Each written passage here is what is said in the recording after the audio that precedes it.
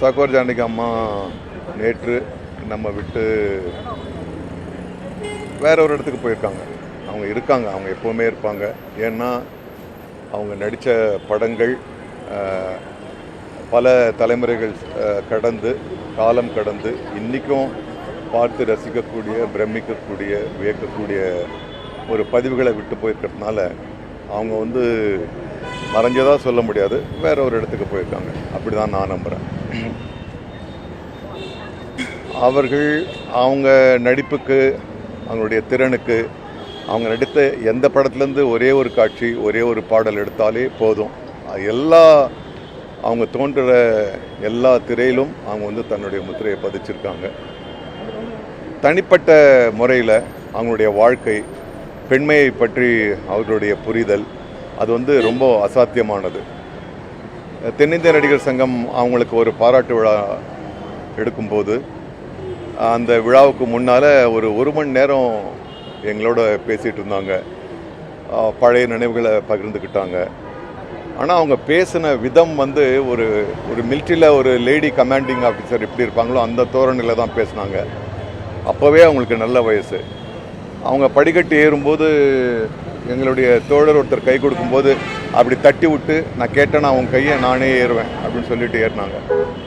So அவங்களுடைய அந்த ஒரு மணி நேர பேச்சில் அவங்க கொடுத்த சாரம் ரொம்ப முக்கியமான ஒரு செய்தி.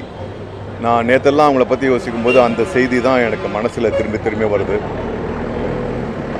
ஆண்களால் கட்டமைக்கப்பட்ட இந்த சமூகத்தில் பெண்களுக்கான கவசம் அவங்களுடைய அறிவு மட்டும்தான் இருக்க முடியும். அவங்க எதனால் அறியப்படுறாங்களோ அதில் அவங்க திறன் மிகுந்ததாக தங்களை வளர்த்துக்கணும். அது ஒன்று தான் கவசம் அப்படின்னு சொன்னாங்க. ஸோ அதையே அவங்களுடைய செய்தியாக அவங்களுக்கெல்லாம் பகிர்ந்துக்கிட்டு, அவங்களோட பழகினதில், அவங்கள ஆராதித்ததில், அவங்களுடைய ரசிகனாக இருந்ததில் நான் மிகவும் பெருமை கொண்டு தென்னிந்திய நடிகர் சங்கத்தின் சார்பாக அவர்களுடைய குடும்பத்தாருக்கு, நண்பர்களுக்கு, கூட இருந்த எல்லாருக்கும் எங்களுடைய ஆழ்ந்த அனுதாபங்களை தெரிவித்துக் கொள்கிறோம். சகாரமா, we all love you ever. Thank you.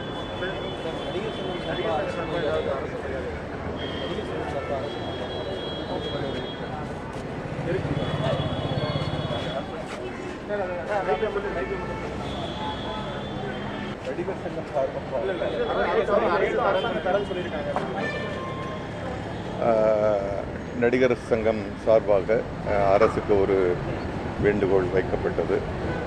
இவ்வளவு சிறந்த ஒரு ஆன்மாவிற்கு, ஒரு கலைஞருக்கு அரசு மரியாதை வழங்க வேண்டும் என்று அதை அரசு நிறைவேற்றவிருக்கிறது. இன்று மாலை 4:30 மணி அளவில் பெசன்ட் நகர் இடுகாட்டில்